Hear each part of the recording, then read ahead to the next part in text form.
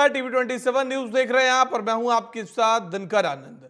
छत्तीसगढ़ में honey trap का मुद्दा एक बार फिर उठा है। बलौदाबाजार जिले में चल रहे हनी ट्रैप सेक्स स्कैंडल मामले में अब सियासत भी शुरू हो गई है। दरअसल इस पूरे मामले में जब से पुलिस के शामिल होने की बात निकलकर सामने आई है, तब से राजनीतिक दलों ने वार पलटवार करना शुरू कर दिया है। कांग्रेस ने इसे लेकर बीजेपी पर हमला बोला और कहा कि बीजेपी की सरकार आते ही असामाजिक तत्व और ब्लैकमेलिंग की घटनाएं बढ़ गई है, यह उसी का परिणाम है। ऐसे में सवाल यह है कि क्या बीजेपी की सरकार आने से प्रदेश में ब्लैकमेलिंग और हनी ट्रैप का डर्टी गेम शुरू हुआ है या पहले से ही बदस्तूर जारी है? आज इसी पर करेंगे हम चर्चा। तमाम मेहमान हमसे जुड़ेंगे, लेकिन उससे पहले रिपोर्ट देखिए।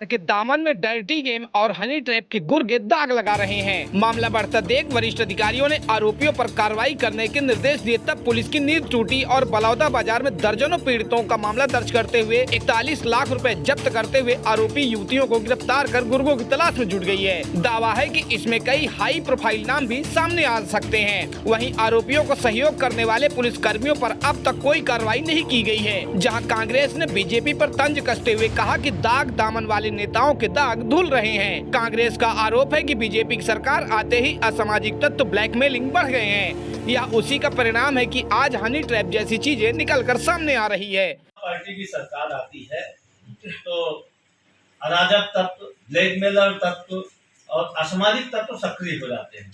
ये उसी की परिणति है कि आज हनी ट्रैप जैसी चीजें सामने आ रही हैं। दुष्कर्म बढ़ गए हैं, आपराधिक तत्व बढ़ गए हैं, अपराधी बेलगाम हो गए हैं। और बेहद दुर्भाग्यजनक है कि महिलाओं और बच्चों और माताओं बहनों के लिए जीवन जीने के लिए सुरक्षित वातावरण देने में भारतीय जनता पार्टी नाकामयाब साबित हुई। वहीं भाजपा ने दावा किया कि हनी ट्रैप एक दिन से नहीं बल्कि कांग्रेस की सरकार से चली आ रही है, जिसमें अब बीजेपी सरकार आते ही आरोपियों पर शिकंजा कसना शुरू हो गया है। कांग्रेस के एक मंत्री ने कहा था कि छत्तीसगढ़ में होने वाला छोटा बलात्कार है। कांग्रेस के शासन काल में कई अधिकारियों के ऊपर एफआईआर हो गई, वो जेल पे हैं। इनके तब के मुखिया जमानत पर हैं और लगातार इनके खिलाफ एफआईआर हो रही है। कानून व्यवस्था की बात ना करें तो अच्छा है। लोगों को अच्छे से याद है कि रक्षाबंधन के दिन बहनों के साथ सामूहिक अनाचार की घटना हो गई थी और शिक्षक दिवस के दिन शिक्षिका बलात्कार की शिकार हुई थी। और हनी ट्रैप के जिस मामले की ये बात कर रहे हैं, इनको मालूम होना चाहिए हनी ट्रैप को 1-2 दिन का मामला नहीं होता, ये लंबे समय का मामला होता है। तो भाजपा की सरकार है जो अपराधी पकड़े जा रहे हैं। इतने समय तक कांग्रेस के सरकार में तो ऐसा लगता था जैसे अपराध की फ्रेंचाइजी बट रही है। ये भाजपा विष्णुदेव जी की सरकार है जो कानून व्यवस्था कायम करेगी। एयरपोर्ट में दादागिरी बंद हो चुकी है। छत्तीसगढ़ में कानून का राज है। नक्सली मारे जा रहे हैं और पूरे प्रदेश में शांति का वातावरण है। और एक बात कांग्रेसियों को समझ लेना चाहिए कि अब छत्तीसगढ़ में अपराध नहीं चलेगा। दर्शकों को समझाते हैं कि कैसे ये गिरोह के युवक और युवतियां लोगों को फंसाते थे। छत्तीसगढ़ के अलग अलग जिलों में गिरोह में शामिल आरोपी युवतियां पहले पीड़ितों के पास जाकर बातचीत करती हैं और फोन में रिचार्ज करने का रिक्वेस्ट करती हैं और रिचार्ज करते समय फोन पे का पासवर्ड ध्यान से देखती रहती हैं। इसके बाद धीरे धीरे मेल जोल बढ़ाती हैं और किसी को फोन लगाने के लिए फोन मांगती हैं। इसके बाद पीड़ितों के फोन से लाखों रुपए का ट्रांजैक्शन कर लेती हैं। अगर पीड़ित ने मुंह खोला तो रेप केस में फंसाने की धमकी देने लगती हैं। ऐसा ही मामला रायपुर से निकलकर सामने आया था, जहां विधानसभा थाना प्रभारी ने आरोपी युवती के खिलाफ मामला दर्ज करने की बजाय पीड़ित को ही धमकाकर फर्जी मुकदमा दर्ज करने की धमकी देने लगा था, जिस पर अभी तक आरोपी युवती के खिलाफ कोई भी कार्रवाई नहीं हुई है। वहीं दूसरे तरीके में आरोपी युवती जान पहचान बनाकर रूम में मिलने के लिए बुलाती है और इस पूरे डर्टी पिक्चर के गिरोह के सरगना आरोपी लड़की रिश्तेदार बनकर अचानक रूम में पहुँचते हैं और फोटो वीडियो बनाते हुए पुलिस में फर्जी दुष्कर्म केस लगाकर पैसे की डिमांड करते हैं। डर्टी पिक्चर और हनी ट्रैप में शामिल खाकी वर्दी की आड़ में दोषी पुलिसकर्मी छत्तीसगढ़ के माथे पर दाग लगाकर पूरे गिरोह को चलाने वाले आरोपी एवं इनकी मदद करने वाले पुलिसकर्मियों पर क्या कार्रवाई होगी, यह तो देखने वाली बात होगी। टीवी 27 न्यूज डेस्क से अरुण गुप्ता की रिपोर्ट। तो छत्तीसगढ़ में हनी ट्रैप और ब्लैकमेलिंग का मामला जोरों पर है और अब इसको लेकर सियासत भी तेज हो गई है। जहां कांग्रेस की तरफ से कहा गया है कि छत्तीसगढ़ में बीजेपी की सरकार आने के बाद अराजक तत्व और यह हनी ट्रैप के मामले सामने आ रहे हैं, वहीं बीजेपी की तरफ से भी इस पर प्रतिक्रिया आई है। वहीं इस पर चर्चा के लिए हमारे साथ जुड़ गए हैं अमरजीत छाबड़ा साहब हैं, प्रवक्ता हैं बीजेपी से, अंशुल मिश्रा जुड़ गए हैं, प्रवक्ता हैं कांग्रेस से, और गंगेश द्विवेदी जी जुड़ गए हैं, वरिष्ठ पत्रकार हैं। आप तीनों का टीवी 27 पे बहुत स्वागत है। अंशुल साहब, आपसे शुरुआत करना चाहता हूं। छत्तीसगढ़ में हनी ट्रैप का मामला तेजी से बढ़ता जा रहा है, कुछ आरोपियों को गिरफ्तार किया गया है, लेकिन आप लोग इस मामले को कुछ ज्यादा ही गंभीर ले रहे हैं। आप लोगों का कहना है सरकार बदली है तभी ये मामले सामने आ रहे हैं।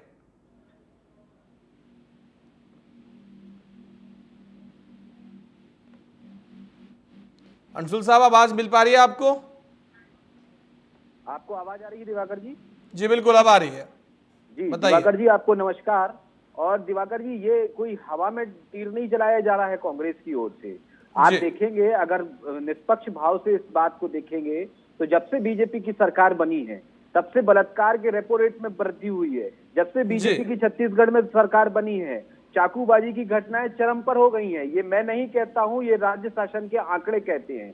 और मैं आपको थोड़ा सा स्पष्ट कर देता हूं, ये महज संयोग है कि जिस न्यूज चैनल के माध्यम से मैं इस बात को रख रहा हूं, उसी न्यूज चैनल के एक सक्षम पत्रकार के साथ भी हनी ट्रैप हुआ है। वह व्यक्ति विशेष बाहर से आता है, भोपाल से यहाँ आपके यहाँ पे कार्य करने आता है, वह किसी महिला की मदद बिल्कुल अंशुल साहब, और इसकी जानकारी हमें भी है, दर्शकों को हम भी जानकारी दे दें। हमारे संवाददाता अरुण गुप्ता भोपाल से जब आ रहे थे, उनके साथ भी एक महिला ने इसी तरीके से जालसाजी को अंजाम दिया।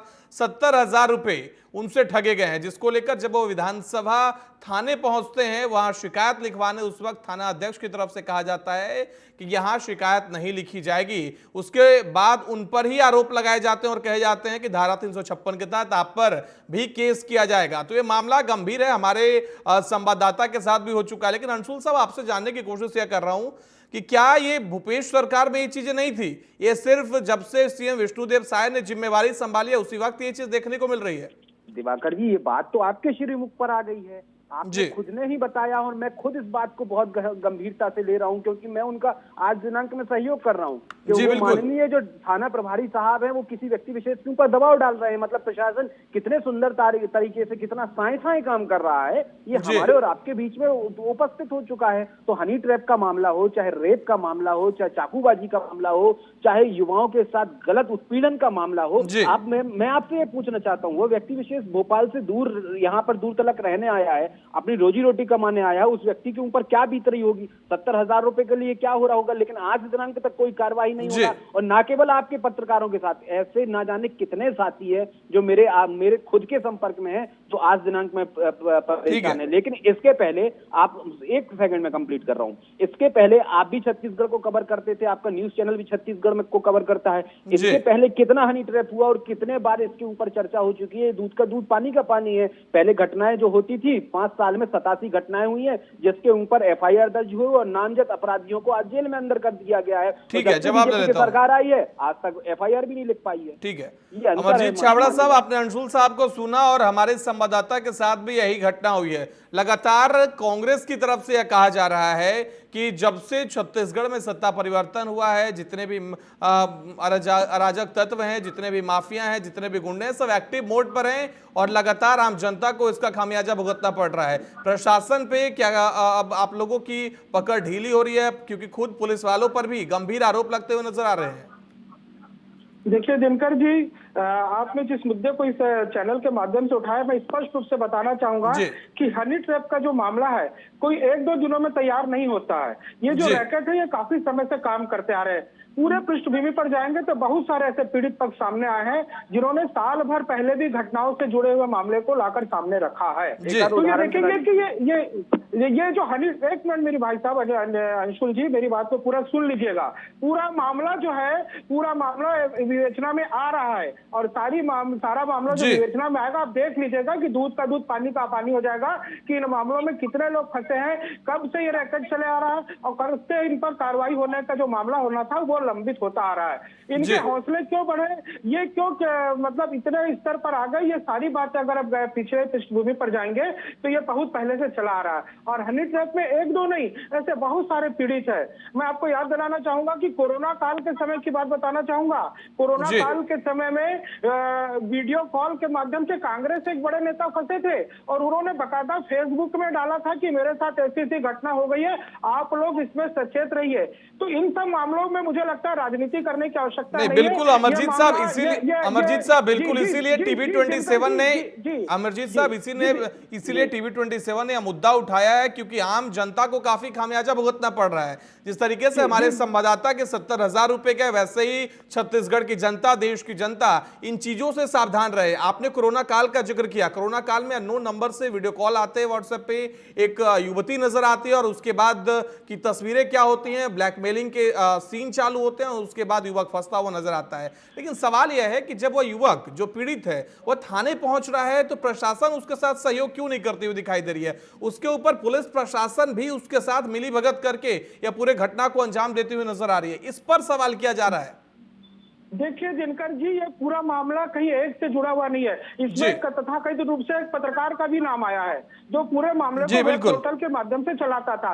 तो ये एक बड़ा रैकेट है। इस रैकेट में बहुत सारे लोग हैं जो पर्दे के पीछे काम कर रहे हैं। ऐसे लोगों को सामने लाने का विषय निश्चित ही, यदि कोई पुलिसकर्मी दोषी होगा तो उस पर भी कार्रवाई होगी। और भारतीय जनता पार्टी की सरकार आने के बाद इस मामले का खुलासा हुआ है। नहीं तो ये कांग्रेस की सरकार थी, इस कांग्रेस की सरकार में ये बहुत आसानी से सारी चीजें लेन देन की चल रही थी। लेकिन अब लोग भय मुक्त होकर अपनी शिकायत लेकर आ सकते हैं और फिर सारे लोगों पर कार्रवाई होगी। मैं याद दिलाना चाहूंगा कि ये रेप और बलात्कार और हत्या की बात कर रहे थे कांग्रेस के प्रवक्ता। मैं उनको याद दिलाना चाहूंगा कि इसी राजधानी में रक्षाबंधन वाले दिन जय स्तंभ चौक के पास नीचे दो नाबालिग लड़के एसएसपी ऑफिस के नीचे जय स्तंभ चौक के पास पार्किंग में नीचे लगातार 2 दिन तक नाबालिग लड़कियों के साथ बलात्कार हुआ था। रक्षाबंधन वाले दिन शिक्षिका के साथ बलात्कार हुआ था। जिस दिन प्रियंका गांधी का रायपुर आगमन हुआ था उस दिन महिलाओं के साथ बलात्कार हुआ था। यहाँ पर लगातार चाकूबाजी और लूटपाट की घटनाएं लगातार तेजी से बढ़ रही हैं। उससे पहले गंगेश साहब के पास जाऊंगा। हमारी 90 जिलों की सरकार है, हम तेजी से काम कर रहे हैं और निश्चित अपराधियों पर लगाम कसा जाएगा। गंगेश साहब, अंशुल साहब आपके पास आता हूँ। एक गंगेश साहब से सवाल है। गंगेश साहब, आपसे मैं ये जानने की कोशिश कर रहा हूँ, वरिष्ठ पत्रकार हैं आप, लगातार कवर करते हैं, ग्राउंड पे आपकी पकड़ होती है। मैं जानने की कोशिश कर रहा हूँ कि छत्तीसगढ़ में भूपेश सरकार और बनाम रमन सिंह की सरकार और अभी विष्णुदेव साय की सरकार, यानी बीजेपी की सरकार और कांग्रेस की सरकार में अपराधियों पर किसने ज्यादा लगाम लगाया? और ये जो हनी ट्रैप का मामला है, क्या इसमें वाकई पुलिस की संलिप्तता दिखती है? हमारे पत्रकार, हमारे संवाददाता के साथ भी यह घटना हुई और उनके साथ भी पुलिसकर्मी ने सहयोग नहीं किया है। इस पर भी ये सवाल उठ रहे हैं सर। देखिए, क्योंकि अपने पत्रकार बिरादरी के साथ ही एक जगह सहयोग नहीं हुआ है, निश्चित तौर पर वहाँ के थाना प्रभारी की जो निंदनीय है, उनको कायदे से FIR दर्ज करना चाहिए था, कम से कम उस पर एक्शन में आना चाहिए एक्शन बोर्ड में। और दूसरी बात मैं ये कहना चाहूंगा कि अगर हनी ट्रैप का ऐसे मामला आज का नहीं है तो सही बात है, ये लंबे समय से, ये खासतौर से MP से, ऐसे तो महानगरों से इसकी शुरुआत हुई है। हम लोगों को पहले दिल्ली से, मुंबई से खबरें आती थी इसकी, फिर लगभग 5 साल पहले भोपाल से खबरें आनी शुरू हुई और उसके साथ ही छत्तीसगढ़ में दस्तक हुई। तो ये लगातार मामले आ रहे हैं। लेकिन इसमें अच्छी राहत भरी बात यह कि आज करीब 5-6 आरोपी गिरफ्तार हुए हैं। गिरफ्तारी हुई वो एक बलौदा क्षेत्र में खासतौर से, लेकिन जो ये मामला सामने निकल के आया और लोगों की गिरफ्तारी हुई है, ये लगता है कि पुलिस एक्शन मोड में आ गई है। हो सकता है जिसने देरी की हो, शुरू में काफी समय से घटना नहीं हो रही थी इस तरह की घटनाएं, मानी चलिए नहीं हो रही थी। इस नई सरकार में तो ये पहली घटना है 3-4 साल में। विधानसभा चुनाव को तो मान लीजिए साल भर से अपन इस तरह की घटना का जिक्र नहीं सुन रहे थे, लेकिन अभी जब मामला पकड़ में आया है तो और गिरफ्तारी हुई है तो निश्चित तौर पर मुझे लगता है शुरू में होता है कि पुलिस भी थोड़ा सा FIR वगैरह करने में, लेकिन जैसे मामला गंभीर होते दिखा तो वहाँ के SP ने कार्रवाई की है और गिरफ्तारी भी की है। मुझे लगता है पुलिस भी कार्रवाई करने के मोड में है और इसमें मुझे नहीं लगता कोई राजनीतिक षड्यंत्र है उसकी बात। तो क्राइम का मामला है, क्राइम है और निश्चित तौर पर इसमें क्रिमिनल लोग पूरे देश में, पूरी दुनिया में है और वो किसी राजनीति से संबंधित होना जरूरी नहीं है। और उसकी अपने एक मोड को कंट्रोल करने के लिए लॉ एंड ऑर्डर पुलिस है, प्रशासन है और वो अपना काम कर रही है। जी बिल्कुल गंगेश साहब, लेकिन ऐसे में सवाल यह है कि बलौदा बाजार में पिछले 1 साल से लगातार ऐसी कई घटनाएं निकलकर सामने आई है। पुलिस ने 41 लाख रुपए भी अभी बरामद किए, साथ ही 3 आरोपियों को गिरफ्तार किया है। मुख्य आरोपी पुष्पा माला फेंकर हीराकली अभी फरार बताए जा रहे हैं। लेकिन सवाल यह है कि जब पुलिस इस मामले को लेकर मुकदमा दर्ज नहीं करती, पुलिस की संलिप्तता है, क्या एक पूरा गिरोह बनाकर जिस तरीके से फोन पे से पैसे ट्रांसफर किए जा रहे हैं, क्या पुलिस को भी इसका कुछ कट कमीशन वाला मामला भी कुछ निकलकर सामने आ रहा है क्या, क्योंकि जनता ऐसा सवाल उठा रही है? देखिए, कोई भी क्राइम घटना, देखिए पुलिस के पास अपना मुखबिर का सिस्टम होता है जी। किसी मोहल्ले में एक व्यक्ति भी अगर प्रवेश करता है तो उसका मुखबिर थाने में जाके सूचना दे देता है। मतलब पुलिस की सब जो भी घटना घटती है उसके पीछे कौन एक्यूज है उसको लगभग उनकी जानकारी में रहता है। बहुत कभी कभार ऐसी घटना होती है जब इंटर स्टेट गैंग आते हैं और अचानक क्राइम करके जाते हैं, तब बड़ी इन्वेस्टिगेशन की जरूरत पड़ती है और वो बड़ा क्राइम करते हैं। इस तरह के दबे छिप वाले जो क्राइम होते हैं वो निश्चित तौर पर पुलिस विभाग के भले छोटे कर्मचारियों की खंडित रहती होगी, उस एरिया के एसएचओ की ना हो तो उस एरिया के कांस्टेबल की, उस एरिया के सब इंस्पेक्टर की मिली भगत हो। इस तरह की मिली भगत के बगैर इस तरह के क्राइम नहीं हो सकते, क्योंकि देखिए जो लोग पुलिस में पकड़ में आ रहे हैं उनमें पुलिस वालों के साथ तो मान के चलिए कथित पत्रकार भी था जो धमका के वसूली करता था, उसकी 3-4 लोग का जिला गिरोहबंदी जैसा मामला है। ये बिना गिरोह बनाए और आपस में संगठित हुए ये काम किया नहीं जा सकता और पुलिस के इन्वॉल्वमेंट के लिए काम नहीं हो सकता। ठीक है, सही बात है। इसलिए निश्चित तौर पर पुलिस विभाग को अपने विभाग में भी झांकना चाहिए। बाहर तो जिन लोगों ने जो क्राइम किया उनको तो पकड़ा ही पड़ा है, लेकिन ठीक है गंगेश सर, जो उनके साथ अंदर के लोग हैं जो विभाग को बदनाम करते हैं उनको भी पकड़ना चाहिए, उनको भी दंडित करना चाहिए, उनके खिलाफ भी कार्रवाई होनी चाहिए। ठीक है अंशुल साहब, आपने गंगेश साहब को भी सुना और आपने अमरजीत छाबड़ा साहब को भी सुना। अमरजीत छाबड़ा साहब ने तो कहा कि जब कांग्रेस की सरकार थी रक्षाबंधन के दिन क्या कुछ हुआ आपने सुना उनको। इसके साथ ही प्रियंका गांधी के दौरे का उन्होंने जिक्र किया। आप लोगों की सरकार के दौरान और उस दौरान ज्यादा अपराध हो रहे थे छत्तीसगढ़ में, ऐसे आरोप लगाए जा रहे हैं। सर आरोप तो अपने एसी वाले कमरे में बैठ के कभी भी कोई भी लगा सकता है। आरोप का तो न सर होता है न पैर होता है। जबकि अगर हम धरातलीय स्थिति और नीति आयोग की रिपोर्ट पर जब हम चर्चा करते हैं तब समझ में आता है कि आरोप कब सबसे ज्यादा कहाँ लगे थे और क्या हुआ था और क्या शांति व्यवस्था थी और क्या नहीं थी। तो कर देता हूँ, इन्होंने अभी बताया रक्षाबंधन के दिन जो हुआ था कुकृत्य हमारी बहन के साथ हुआ था, उस बहन के साथ कुकृत्य करने वाला कौन था पता है? वह बीजेपी का नेता हुआ करता था। गांधी का सबसे बड़ा तस्कर कौन हुआ करता था पता है? बीजेपी का नेता हुआ करता था। इसके पहले मवेशियों का सबसे बड़ा तस्कर कौन हुआ करता था पता है? बीजेपी का पैनलिस्ट हुआ करता था। ये तो बीजेपी के नाम बताइए, भारतीय के साथ बोलिए, झूठ मत परोसिए, नहीं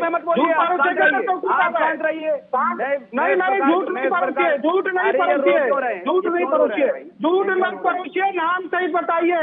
मैं खुलासा करता हूँ कांग्रेस।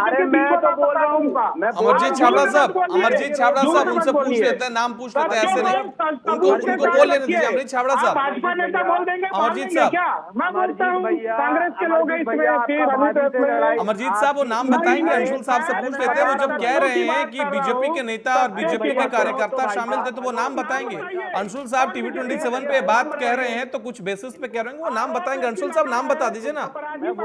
नाम बताइए, समझ में नहीं आ रहा कौन बीजेपी का नेता किस पद पर था बताइए ना। ये लोग तो कहते थे, लेकिन स्टूडियो में बैठ के इतना गरमाना मुझे लगता है भाभी से लड़ाई होने की जरूरत। ठीक है अंशुल साहब नाम बता दीजिए, क्लियर हो जाएगा मामला। अंशुल साहब, अमरजीत साहब क्रोधित हो रहे हैं, आप नाम बता दीजिए, मामला क्लियर हो जाएगा। फिर से वही बात, भाजपा की बातों को कैसे सुन लूंगा? अरे पहले तो सुन लो भैया, अरे सुन तो लो भैया। अमरजीत साहब बोल लेने दीजिए। अमरजीत साहब अभी आप कह रहे थे नाम नहीं बता रहे, अब जब अंशुल साहब ने नाम बताने की शुरुआत की तो आप सुन नहीं रहे हैं। आप बताइए कि कांग्रेसियों के द्वारा सही है। अरे ये रोक क्यों रहे हो भैया? सुनिए तो, धैर्य तो रखिए, हो गई लड़ाई, हो गई कोई। अमरजीत साहब सुन लीजिए, अंशुल साहब को सुन लीजिए। ये गलत तथ्य प्रस्तुत कर रहे हैं। ये इनको क्या हो गया? मैं नाम ही बता रहा हूँ। हमारे जैसे प्रवक्ता जब इन जैसे छद्म प्रवक्ताओं को आईना दिखाने का काम करते हैं। अंशुल साहब चुप तो हो जाइए, तब तो नाम बताएंगे, जनता सुनेगी, नाम बताएंगे, वो कह रहे हैं। झूठ बिल्कुल नहीं बोलिए, आप नाम बताइए। चलिए ठीक है अंशुल साहब, अंशुल साहब इनसे ही मैं सवाल ले लेता हूँ। अमरजीत साहब सुनिए, मेरा एक सवाल है। अमरजीत साहब सवाल है कि भूपेश बघेल की सरकार थी तो कहते थे कि भरोसे की सरकार थी, वो 5 साल उन्होंने भरोसे की सरकार चलाई, जनता का भरोसा था, चुनाव में वो भरोसा नहीं दिखा अलग बात है, लेकिन उस भरोसे की सरकार के बेसिस पे वो कहते थे कि यहाँ किसानों की बात सुनी जाती है, छात्रों की बात सुनी जाती है, और आप उन पर आरोप लगा रहे हैं। दिवाकर जी भूपेश की सरकार पे भरोसा होता दिनकर जी तो ये सरकार रिपीट हो जाती। इस सरकार ने सिवाय धोखे के कुछ नहीं किया। दिनकर जी, मैं बताना चाहूंगा कि ये भूपेश से तो भरोसा बोलते थे, इन्होंने अपने ही मंत्री जिनका 2.5 साल का इन्होंने कमिटमेंट किया था उसको धोखा दे दिया। ये किस टाइप की बात करते हैं बताइए? ये तो सबसे बड़े धोखे की सरकार थी जिसकी 5 साल में विदाई हो गई। अगर ये भरोसे की सरकार होती तो ये सरकार दोबारा चलती। ये सरकार, इस सरकार के एक मंत्री खुद के गृह मंत्री आ गए, की हत्याकांड की बात करूंगा। ठीक है, ठीक है अमरजीत साहब, अंशुल साहब, ठीक है अमरजीत साहब, अंशुल साहब झांकने नहीं जाते हैं, तो ये भरोसा था इस सरकार पे, गृह मंत्री अपना चुनाव हार जाते हैं। ठीक है अमरजीत साहब, मेरा सवाल ये आपसे, अमरजीत साहब मेरा सवाल ये आपसे कि आप कह रहे हैं। दिनकर जी मैं इस प्रकार के डिबेट में हिस्सा नहीं लेता, पहले आप प्रबुद्ध प्रवक्ता को बैठाना। नहीं बिल्कुल अमरजीत साहब ऐसे नहीं, एक एक करके बात करिए, जनता भी कंफ्यूज होगी साहब, डिबेट का कोई औचित्य नहीं निकल जाएगा, एक एक करके बोलिए, सब लोग सुनेगी। मैं जनता का समय बर्बाद करने वाला व्यक्ति नहीं हूँ। ये रोने वाले प्रवक्ता, ये डरपोक प्रवक्ता, ये रो रहे हैं, इनको बात करने का सुहूर नहीं है, इनको अमरजीत साहब इस तरीके से नहीं होता। अमरजीत साहब देखिए, आप एक नेशनल चैनल पे बैठे हुए हैं, टीवी की गरिमा को समझिए, आपको देश के लोग सुन रहे हैं, आप उनको समझिए, इस तरीके से वो हल्ला करने से कोई फायदा नहीं है साहब। दिवाकर जी बड़े जिम्मेदार न्यूज चैनल हैं, आप थोड़ा तो सोच समझ के अच्छे प्रवक्ता। अमरजीत साहब ठीक है, आप दोनों से गुजारिश है, आप दोनों शांत रहिए। गंगेश साहब मैं आपसे जानना चाहता हूँ। नहीं दोनों की बात नहीं है। अंशुल साहब एक सेकंड, अंशुल साहब, अमरजीत साहब दोनों, अंशुल साहब, अंजित साहब आप दोनों शांत रहिए एक सेकंड। गंगेश साहब मैं आपसे सवाल लेना चाहता हूँ और आपसे चाहता हूँ कि जिस तरीके से कांग्रेस और बीजेपी के एक दूसरे पर आरोप लग रहे हैं, आप किस तरीके से देखते हैं? क्या इस पूरे हनी ट्रैप के मामले में पुलिस महकमा भी शामिल है? जिस तरीके से आरोप लगाए जा रहे हैं, आम जनता की शिकायत नहीं लिखी जा रही है। दिवाकर जी मैं ऐसे नहीं छोड़ूंगा, मैं बड़ा जिम्मेदार प्रवक्ता हूं। सबसे पहले मैं आपको स्पष्ट कर देना चाहता हूं। जी बताइए, आप बताइए। ऐसे आप एक जिम्मेदार न्यूज चैनल है, ऐसे ना सुनने वाले प्रवक्ता ये सिद्ध करते हैं कि इनको सुनने की हिमाकत नहीं है। ये फिर रो रहे हैं, अरे मैं नाम बता रहा हूँ, ये क्या नहीं कर रहे हो। अमरजीत साहब शांत रहिए, वो नाम बता रहे हैं साहब, सुन लीजिए ना, नाम बता रहे हैं, नहीं करने से क्या होता है? अब वो नाम बता रहे हैं, सुन लीजिए। अंशुल साहब ने कह दिया नाम बता रहे हैं, अब तो आप सुन लीजिए। नहीं होता। छत्तीसगढ़ का सबसे बड़ा रेत माफिया बीजेपी का नेता है, उसका नाम अभी एक मिनट में एक्सपोज कर रहा हूँ। छत्तीसगढ़ का सबसे, अरे फिर करने लगे, ये क्या लड़ाई करके आए भैया? आपकी किससे लड़ाई हुई है? आपके एकात्म परिसर में लड़ाई हुई है कि आपकी भाभी से लड़ाई हुई है कि आपको गर्मी चढ़ गई है कि आपको गर्मी चढ़ गई? अरे तो भैया आप इस प्रकार का हरकत करोगे तो क्या? मैं तो आधे घंटे से बोल रहा हूँ, शांत तो हो जाइए। अरे भैया मंदरा सौद में जो बच्ची के साथ रक्षाबंधन के दिन बलात्कार हुआ था, वह नेता बीजेपी का सबसे बड़ा नेता था।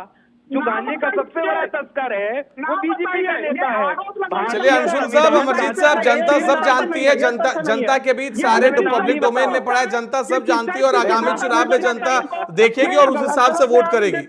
ये उत्तेजित हो जाते हैं, ये तो उत्तेजित हो जाते हैं। नेता है जिन्होंने दिल्ली में रामलीला मैदान में जो बॉक्सर है, जो खिलाड़ी है, जो धरना देते हैं, ब्रजभूषण शरण सिंह का नाम बहुत अच्छे से जानते होंगे। सबसे बड़ा रेपिस्ट आदमी, सबसे बड़ा रेपिस्ट आदमी। अंशुल साहब, अमरजीत साहब शांत रहिए। अंशुल साहब, अमरजीत साहब आप दोनों शांत रहिए। मैं गंगेश साहब के पास जा रहा हूँ, गंगेश साहब भी बैठे हैं, वरिष्ठ हैं, आप उनकी लिहाज कर लीजिए। लगातार आप दोनों बोले जा रहे हैं, उनसे भी मैं सवाल लेना चाह रहा हूँ। आप लोग लगातार नहीं बोले जा रहे दिवाकर जी, थोड़ा सा कलेक्ट करना। नहीं बिल्कुल, मैं आप दोनों को बोल रहा हूँ, मैं आप दोनों को बोल रहा हूँ। जनता आपको सुन रही है साहब। बिल्कुल चिल्ला रहे हैं, आप तथ्य पर बातें नहीं रख रहे, आप तथ्य मैं तथ्यपूर्वक बात रख रहा हूँ, लेकिन आपकी घर पे लड़ाई होकर आई है, लेकिन आपके तनाव में, आप इतने तनाव में हैं कि आपकी हिम्मत नहीं है सुनने की, आपके अंदर धैर्य नहीं है। पहले आप सीख कर आइए अपने एकात्म परिसर में। अमरजीत साहब, अमरजीत साहब, अंशुल साहब आप लोग शांत रहे। गंगेश साहब से भी सवाल लेते हैं, वो भी तीसरे वरिष्ठ पत्रकार के तौर पे बैठे हैं, उनको भी बोलने का मौका दीजिए। आप लोगों ने बोला जनता आप लोगों को देखती है, चुनाव में वोट भी करती है, सुनती भी आप लोगों को, उनकी भी सुन लीजिए। गंगेश साहब मैं आपसे जानने की कोशिश कर रहा हूं और जनता को भी ये समझाइए कि जिस किसी के साथ अगर इस तरीके की वारदात हो रही है, घटना घट रही है, वो कहां जाए? अगर पुलिस थाने पहुंचने के बाद उन पर कार्रवाई नहीं हो रही, शिकायत दर्ज नहीं करी जा रही, इसमें फर्जी पत्रकार, वकील, कई रिटायर्ड लोगों के भी नाम सामने आ रहे हैं जिनसे भी ठगी की जा रही है, और कई ऐसे लोगों के भी नाम सामने आ रहे हैं जो कि खुद तो थाने पहुंच ही नहीं पा रहे हैं अपनी इज्जत और अपनी गरिमा बचाने को लेकर, तो जनता कैसे बचे इनसे? देखिए, सबसे पहले तो मुझे लगता है कि लोगों को सावधानी ये बरतनी चाहिए कि अनावश्यक रूप से कोई अनजान महिला अपने करीब आने का प्रयास कर रही है, उससे दूरी बनाए। और खास तौर पर ये सारी चीजें सफर अगर से शुरू होती है, अधिकारी जो इसमें चपेट में आते हैं उनके दफ्तर पहुंच के महिलाएं संबंध बढ़ाने का प्रयास करती हैं। तो मुझे लगता है इन सब चीजों में पहले सावधानी बरतनी चाहिए अधिकारियों को, जैसा कोई मामला हो तो वो बचें। और दूसरी बात, इस मामले में स्वाभाविक रूप से जो अगर रसूखदार व्यक्ति है तो वो डरेगा, इस मामले में बदनामी का डर किसी को रहता है। तो बहुत सारे लोग सक्षम है, मुझे लगता है कि ऐसे बहुत सारे लोग होंगे तो सक्षम है, उन्होंने वो ट्रैप भी होंगे और एफआईआर दर्ज करने की हिम्मत नहीं की, क्योंकि बदनामी उनकी भी होती है। और तो लेकिन इस बीच में जिन लोगों ने, जिनको लगा कि नहीं इस मामले में बदनामी से ज्यादा बेहतर है कि एक्शन ले, और इस एक्शन मोड में आना भी इसलिए जरूरी है कि अगर कोई आपसे ठगी कर रहा है हनी ट्रैप करके, तो निश्चित रूप से आप एक्शन तो नहीं आएंगे तो ये बढ़ावा मिलेगा। आज अगर इसकी बड़ी समस्या हुई है, इससे संकट हुई है, बहुत सारे लोग इन लोगों ने बेवकूफ बनाया, बहुत सारे लोगों के खिलाफ एफआईआर शुरू नहीं किए होंगे, लेकिन जब अति होने शुरू हुई, स्वाभाविक रूप से एफआईआर होना शुरू हुआ है, तो अब बेहतर ये है कि पहले सावधानी रखें, फिर जाके एफआईआर करें। पुलिस महकमे को चाहिए, पुलिस विभाग के साथ साथ जो अधिकारी हैं उनको थाने स्तर पर निर्देश जारी करें कि इस तरह का कोई मामला हो तो संवेदनशीलता से बरते और उनसे तुरंत एफआईआर करें। और बिना, मैंने पहले भी कहा कि बिना स्थानीय पुलिस कर्मचारी के, बिना लोकल कांटेक्ट के, कनेक्शन के ये सब काम नहीं हो सकता है। ऐसे लोग पुलिस विभाग भी अपने अंदर खंगाले, जैसे कौन कौन से लोग जो लिप्त हैं, और समय से या तो उनको इंटरनल ऑफिशियली उनको चेतावनी देकर पहले, और नहीं मानते तो उन पर एक कड़ी कार्रवाई की शुरुआत करें, तब ये मामला जाके कंट्रोल में आएगा। जी ठीक है। गंगेश साहब, अंशुल साहब, अमरजीत छाबड़ा साहब, आप तीनों का बहुत बहुत धन्यवाद हमारे साथ जुड़ने के लिए। तो छत्तीसगढ़ में हनी ट्रैप और जालसाजी का मामला जोरों पर है, लेकिन सियासत भी जोरों पर है। एक दूसरे पर वार पलटवार जारी है, लेकिन इस पूरे मामले के में पुलिस लगातार तहकीकात कर रही है। 3 आरोपियों को गिरफ्तार कर लिया गया है, आगे की पुलिस कार्रवाई में जुटी हुई है। फिलहाल आप सभी का हमारे साथ जुड़ने के लिए बहुत बहुत धन्यवाद। देश दुनिया की बाकी खबरों के लिए देखते रहिए TV 27 न्यूज।